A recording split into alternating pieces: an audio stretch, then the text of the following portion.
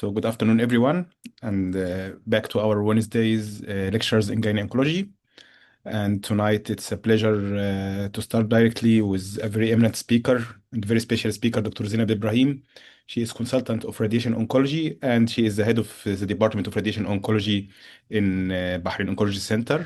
Really, Dr. Zeinab, I was impressed by the facilities that you have and the good training and the good service that you give to your patients. And really, I can say clearly that's one of the strengths point of Bahrain Oncology Center. And I can say without any bias, it's better than what I have been practicing in Egypt with my radiation oncologist. Thank you, Dr. Oh, Zeinab. thank you. Thank you, Dr. Bassel. That's really like a great introduction. Thank you so much. You're also as a good addition, a great addition to the BOC, like with your abilities and your achievement with the surgical part really added a lot to our service. Thank We you. are blessed to have you. Thank you, Dr. Zeinab, so much. And to start without delay, Dr. Zeinab is going to speak today about the radiation therapy for gynecological cancer in a basic way for gynecologists and surgical oncologists. So the floor is yours. تفضلي, Dr. Zeinab. Thank you, and good afternoon, good evening, my colleagues and everyone.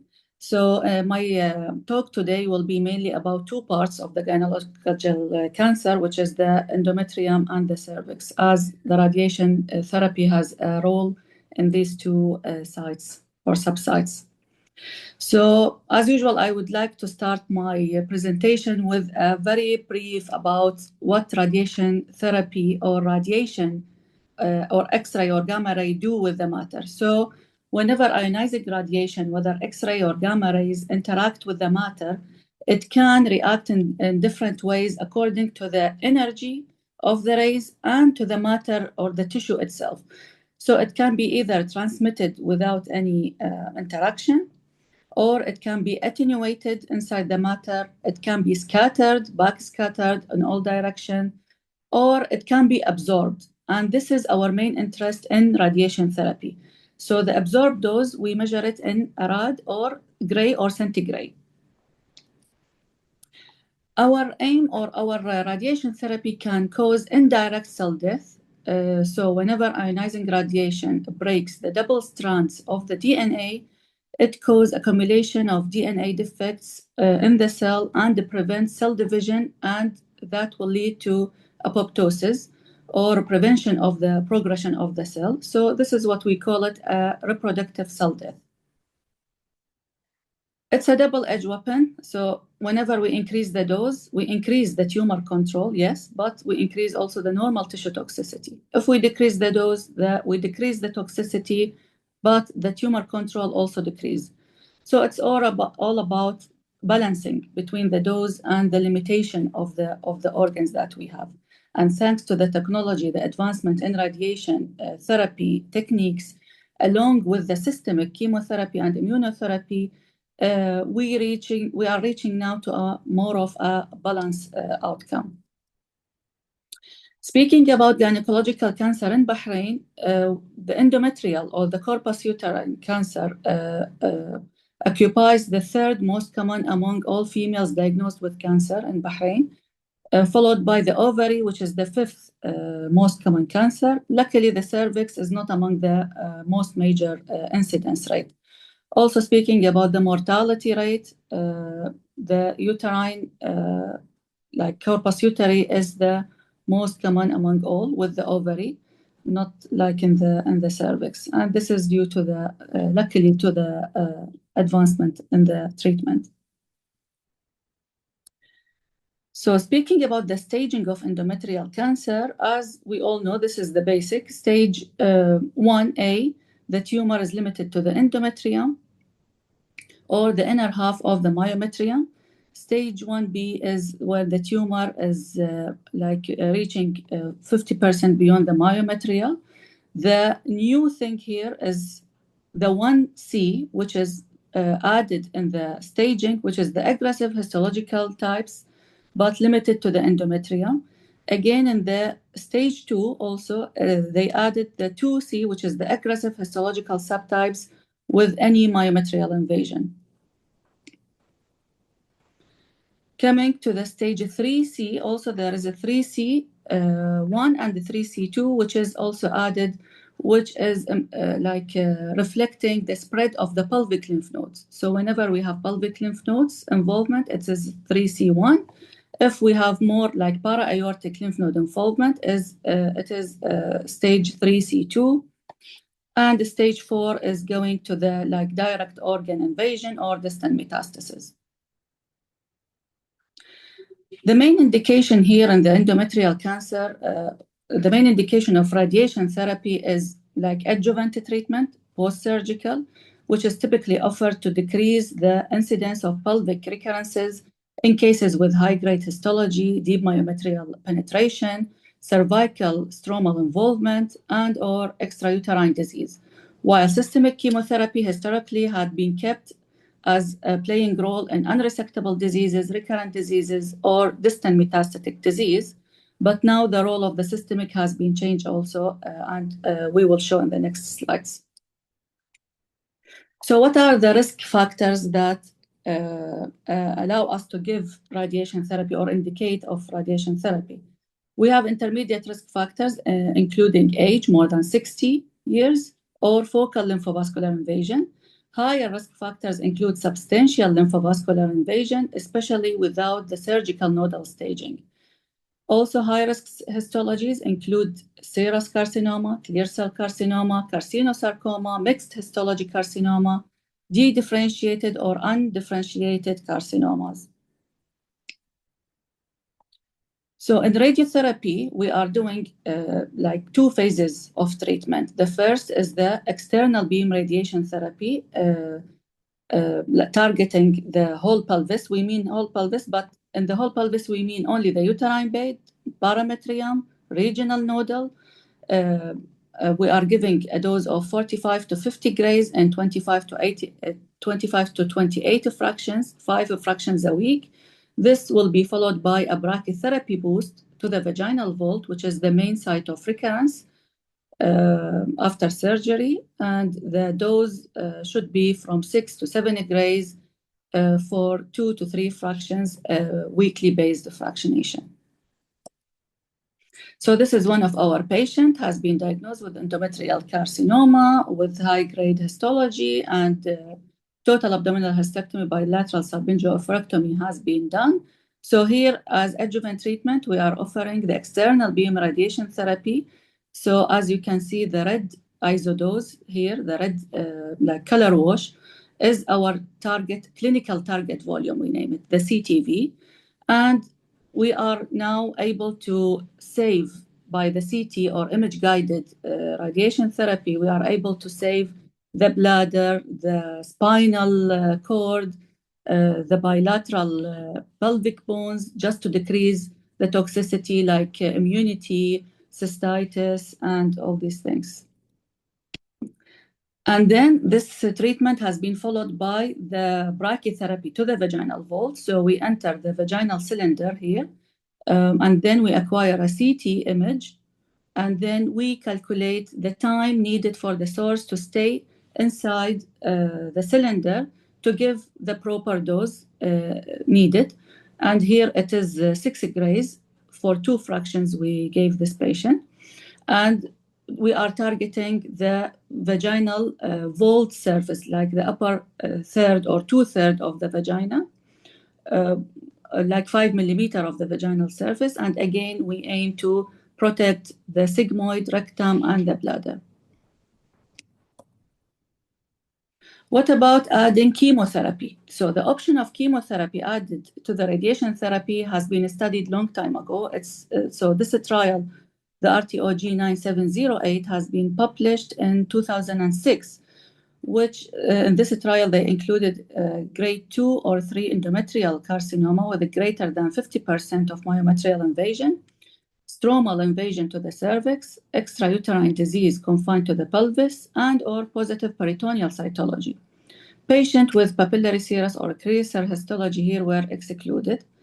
Pelvic radiation therapy dose of 45 gray in 5 weeks has been given, followed by intracavitary radiation therapy was delivered with a single low dose rate, 20 gray, or high dose rate, 18, total dose of 18 gray to the vaginal cervix.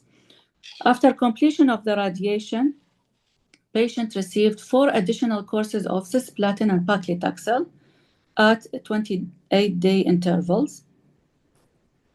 And the primary endpoints here were the protocol compliance, like how the patient tolerated the treatment, treatment completion per protocol, acute toxicity have previously been reported. The secondary endpoints included local regional failure, distant failure, disease-free survival, and overall survival. Although it's a phase 2 trial, there is no randomization here, but it showed a very good outcome, like mostly 75% overall survival in high-grade or high-risk patients with a very low grade 3 and 4 toxicity rate. And the compliance also rate was very high. So it's a promising trial and led to another trial. So this publishing a meta-analysis of sequential adjuvant chemotherapy and radiotherapy in endometrial cancer. The result from 2 randomized trials here. It shows again, they included patients with high-grade tumors, deep myometrial invasion or advanced stages. Surgery with total abdominal hysterectomy with bilateral saphengoophorectomy has been done. Lymphadenectomy was optional, not in all patients. And a patient with stage 1 was allowed less than 80 years and performance of less than 3. Here, the randomization showed an added benefit of adding chemotherapy in terms of overall survival and recurrence-free survival. So it's most of the standard of care in the current time. What about adding concurrent chemotherapy to the radiation therapy, as in the PORTIC-3 study that is a phase 3 trial that included high-risk endometrial cancer with FIGO stage 1, endometrioid type grade 3 with deep myometrial invasion or lymphovascular space invasion or both, and endometrioid type stage 2 or 3 or stage 1 to 3 with serous or clear cell histology. So here 686 patients were randomized, like 330 patients in each arm. The first arm, they received only radiation therapy, external beam, pelvic radiotherapy, 45 to 50.4 gray. And the other arm received the same radiotherapy, but with concurrent chemotherapy, 2 cycles of intravenous cisplatin in the first and the 4th week of the external beam radiation therapy, followed by 4 cycles of intravenous carboplatin paclitaxel at a 21 days interval. Vaginal brachytherapy here was given in 46% of the patient in the chemoradiotherapy arm and in 48% in the radiotherapy arm. So the indication of brachytherapy was the cervical invasion, lymphovascular invasion, grade 3, or stage 3 disease. So median follow-up of 5 years has been published, 42 months after inclusion of the last patient. The number of overall survival events was 136 patients, and the number of failure-free survival events was 186, like 94% of the patient. So it shows really promising results, and the most effective part of it is that it starts both the radiation and the chemotherapy at the same time, so not to lose the time frame for either of them. So what about the molecular markers? Now with the era of more biological like studies of the tumor cells, they said, like, why not to study the molecular markers and how it influenced the adjuvant radiation therapy and the systemic therapy decisions for patients with non-metastatic endometrial cancer. So they took a subgroup of the PORTIC-3 trials themselves. So they found that like they studied 400 patients of them with the tissue, like investigated the prognosis and impact of chemotherapy for each molecular subgroup, using the tissue sample from these patients. DNA sequencing for polyexonuclease domain were done to classify the tumor, and they were able to classify them into 4 classifications. The P53 abnormal, poly-ultramutated, mismatch repair deficit, MMRD, or no specific molecular subtypes. The primary endpoint was recurrence-free survival in this study. So they showed them from the 4 subgroups, the patient with the poly-ultra mutation, they showed the best prognosis with the best recurrence-free survival and overall survival. The worst subgroup of this was the P53 abnormality. They showed the less survival rates. So these kind of patient who will be more benefited from the concurrent chemoradiotherapy, while we can omit the adjuvant treatment in the poly subgroup. Coming to the other part, which is the cervical cancer. So the main role of radiation therapy here is a bit different from the endometrial. Most of the indication here is a radical treatment. Getting the advances of the most of the cervical cancers are squamous cell carcinoma, and they have more radiosensitivity than the adenocarcinoma of the endometrioid type. So we all know that the risk factors of cervical cancer is age of first sexual intercourse at the younger age group, multiple partners, prolonged use of oral contraception, co-infections, smoking, and cervix dysplasia. So surgery is indicated in the early stages, which is radical hysterectomy plus minus lymphadenectomy or para-aortic lymphadenectomy. Most of the radiation therapy indication is more in the advanced stages with radical radiation therapy plus minus chemotherapy or immunotherapy, followed by brachytherapy dose. Based on the ASTRO guidelines for radiation therapy for cervical cancer, the recommended total treatment time for chemoradiation, including both the external beam and the brachytherapy, should be less than 7 to 8 weeks. So this is the main factor that affected the outcome and the response to the radiation therapy treatment. So also the staging of the cervix cancer has been updated in 2018. And here they included the stage 3C with a lymph node metastasis. So when we have the 3C1, it's pelvic lymph node metastasis, and the 3C2 is the para-aortic lymph node metastasis.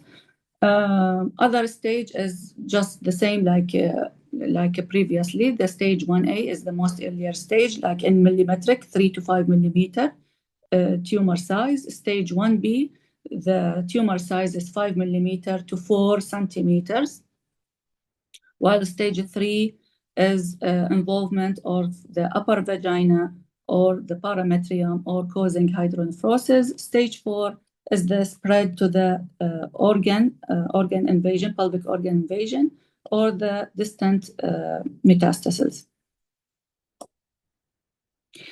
So ASTRO has recommended some recommendation. ASTRO is the American Society of Radiation Therapy. So the ASTRO recommendation of the treatment of the cervix cancer according to the stage includes total abdominal hysterectomy or trachelectomy for stage 1A.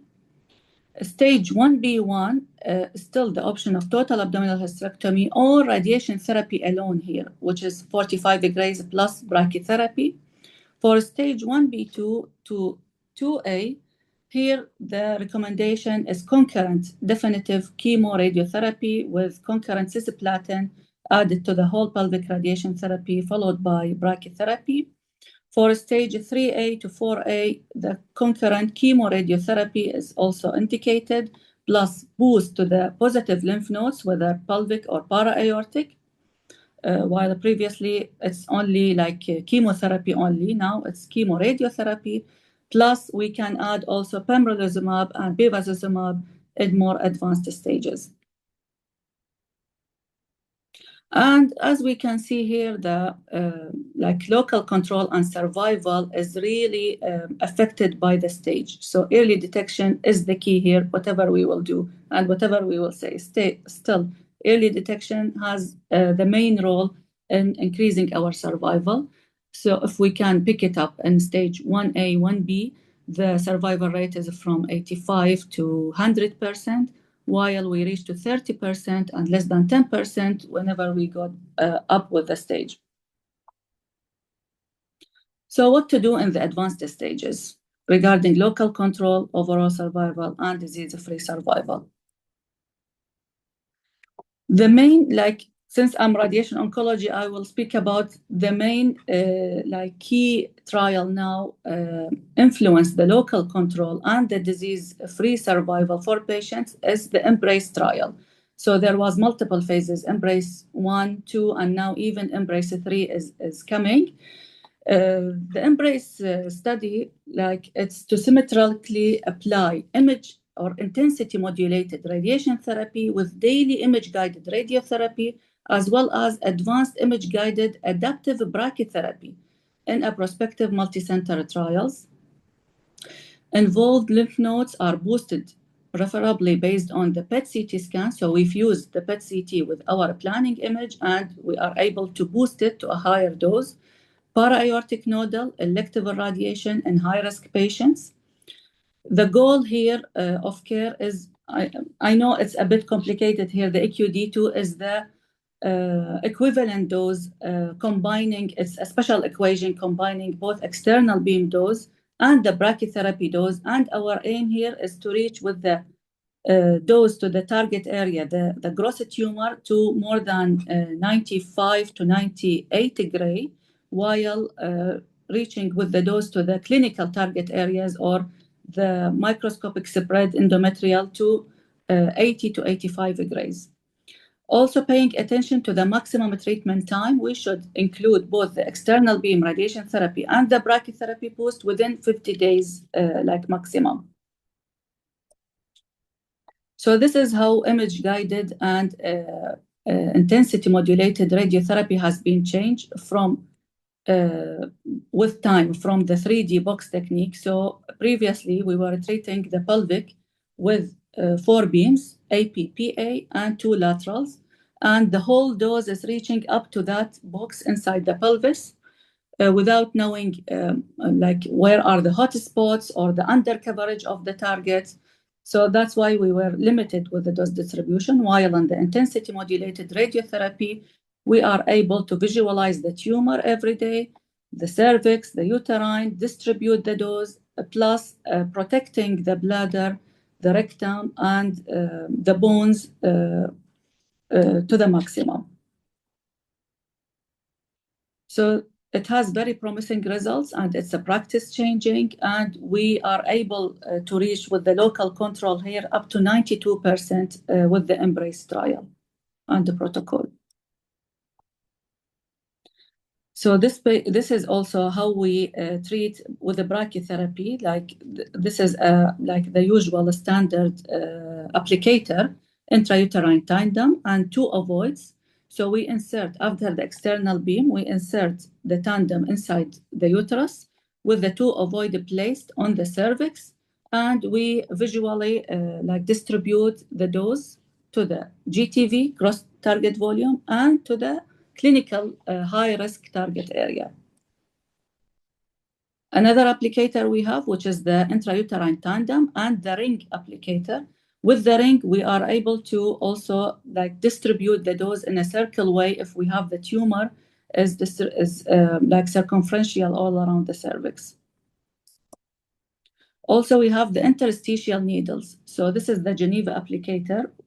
With that applicator, we have the intrauterine tube and the 2 ovoids, plus within the 2 ovoids, we can insert a needle or multiple needles if we have still a gross tumor after the external beam, and we are able to transfer the source through these needles to reach to the dose to the more bilateral gross residual diseases.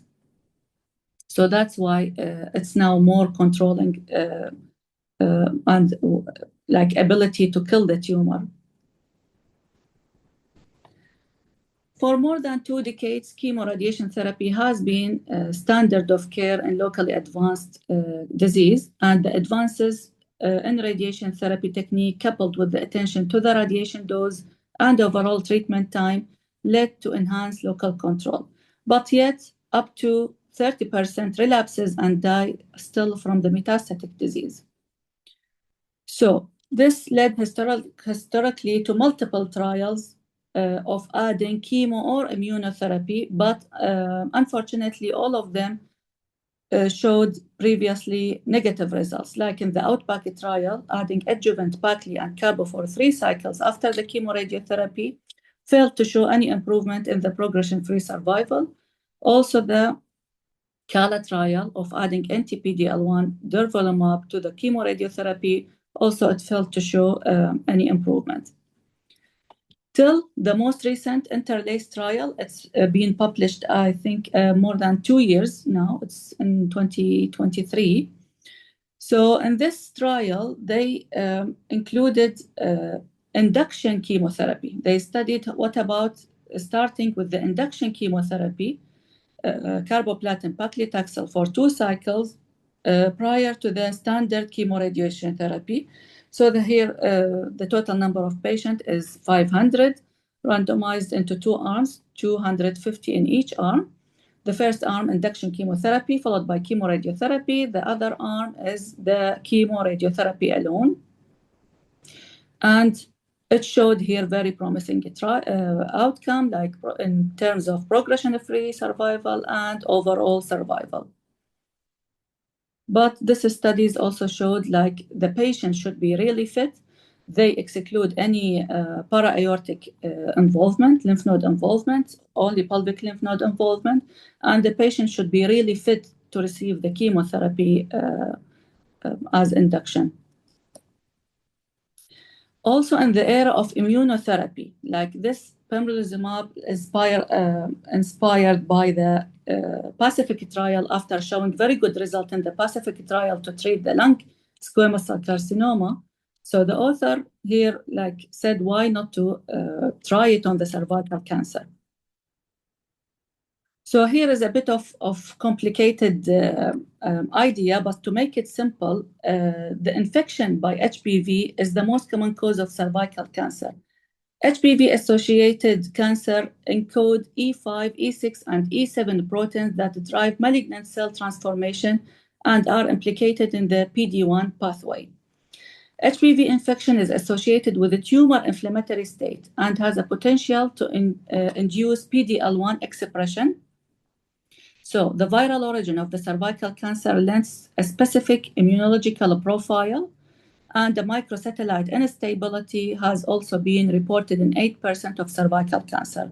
This development of invasive cervical cancer upon HPV infection depends on the acquisition of immunosuppressive mechanism in the tumor microenvironment, which drive the tumor through immune evasion.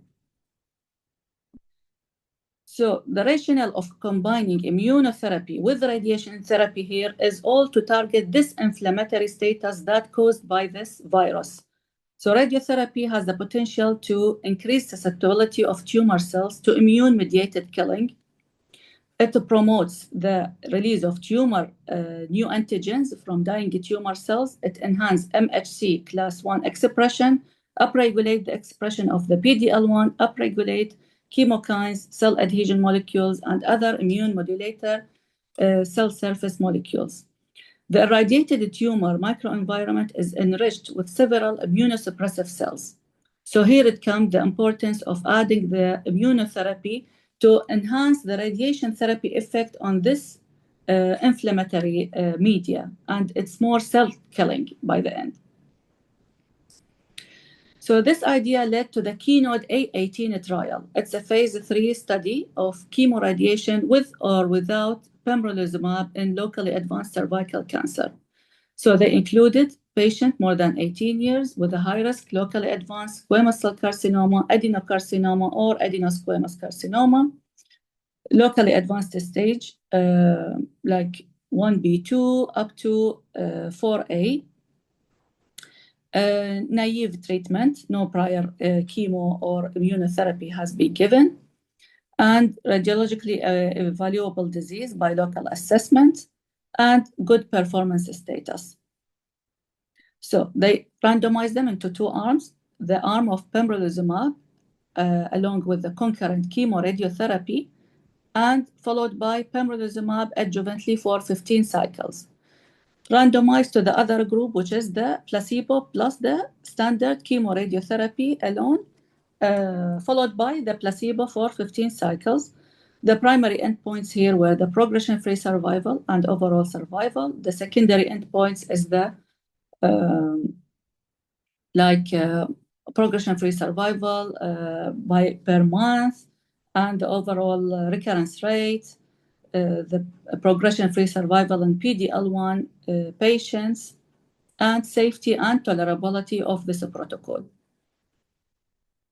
It showed a very promising results, like the progression-free survival curve is continuously with time improving, and also the overall survival has been increased. So to summarize this approach, pembrolizumab combined with the modern high-quality chemoradiotherapy and then continued after chemoradiotherapy provided statistically significant and clinically meaningful improvement in the progression-free survival and overall survival versus chemoradiotherapy alone in patients with a newly diagnosed, previously untreated, high risk with node-positive disease. The safety profile of pembrolizumab plus chemoradiotherapy was manageable and consistent with non-profile of the individual therapies, with no new safety signals after longer follow-up. These data support pembrolizumab plus concurrent chemoradiotherapy as the new standard of care for patients with a newly diagnosed, previously untreated, high-risk locally advanced cervical cancer as an appropriate control arm in the future clinical trial. So here, to summarize, like image intensity modulated radiotherapy and image guided brachytherapy are effective and reducing normal tissue toxicity and allow for dose escalation to residual disease in the central pelvis in the case of brachytherapy, or positive nodes in the case of IMRT. Induction chemotherapy can be used in low volume nodal involvement. Doing both induction chemo plus pembrolizumab plus chemoradiotherapy was done within a clinical trial. Until now, there is no outcome or study showed us the result of combining both induction chemo plus the immunotherapy. Standardization of the image-guided adaptive radiotherapy modalities is crucial in making any trial.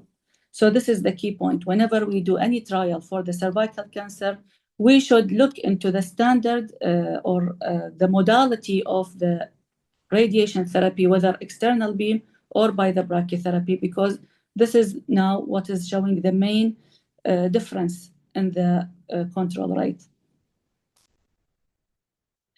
So if not on a trial and the patient has a stage 3 or 4A, chemoradiotherapy plus pembrolizumab is an FDA-approved standard with a proven overall survival benefit.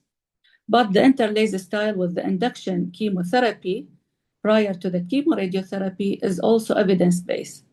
So whenever you have limited access to the image-guided radiation therapy or limited access to the new immunotherapy, we can still use the induction chemotherapy. In our center, we have tried it in 2 patients where they were very advanced stages. We were unable to give them the radiation therapy immediately, so they have a dramatic response also to the induction chemotherapy. But there are some concerns of added toxicity, tumor resistance in the future to the possible needed immunotherapy, and it also should be done in centers limited access, as I mentioned. And thank you very much for your listening. If you have any question or concern.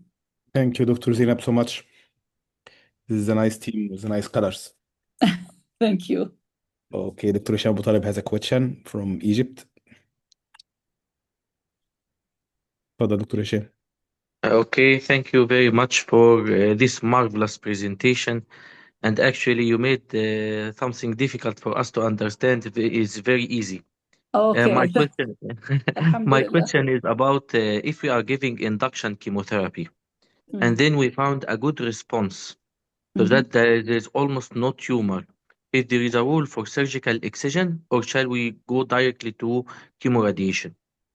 Okay, that's a very good question, but still the standard here is to continue with the chemoradiotherapy because we don't know now what is the microscopic status.